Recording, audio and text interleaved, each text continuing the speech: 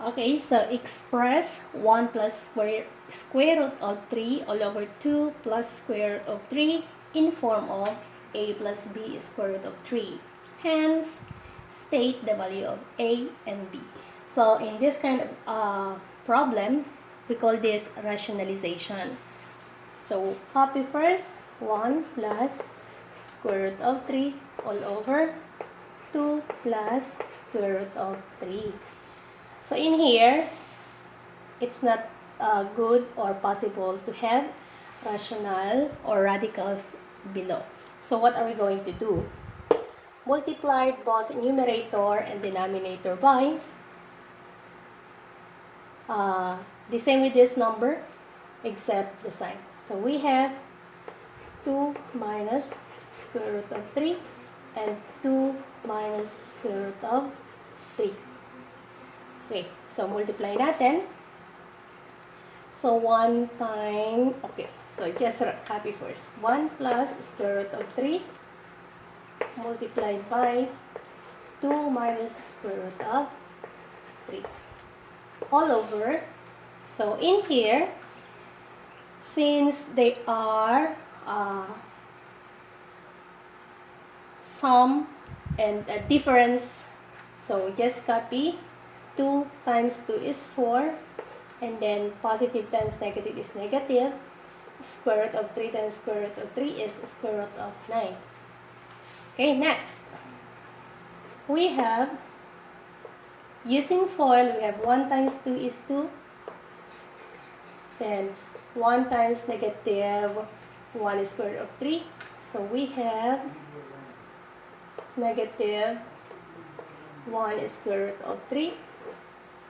Next, square root of 3 times 2 is equal to positive 2 square root of 3. And positive times negative is negative. Square root of 3 times square root of 3 is equal to square root of 9.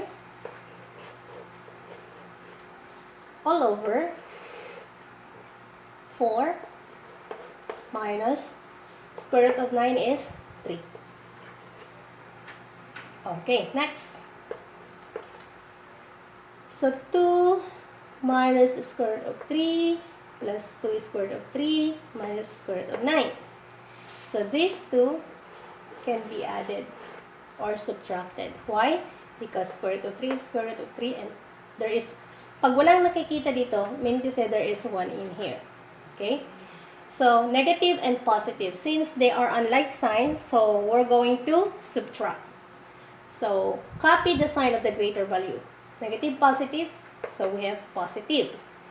So 2 and 1, 2 minus 1 is 1. So we have already square root of 3.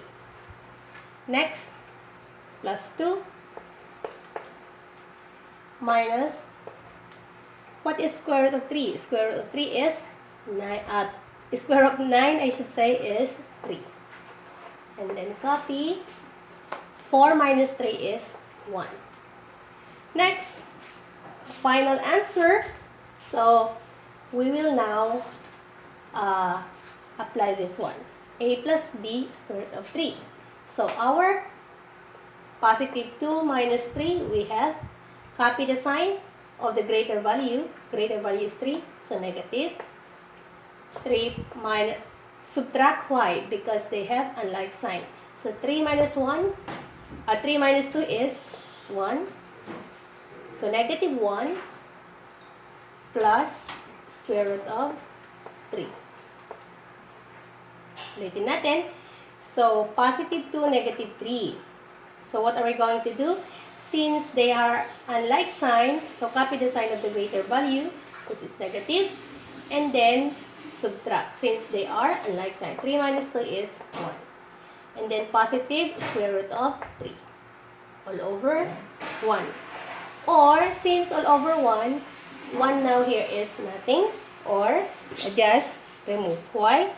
Because any number divided by 1 is equal to the number itself. So, tanggalin na lang natin si 1 below.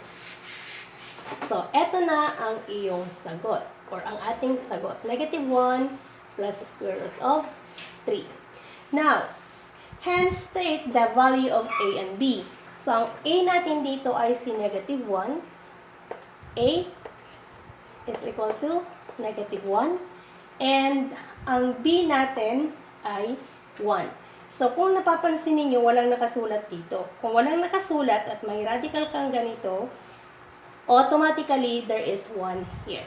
Okay? So, ang ating B is equal to 1.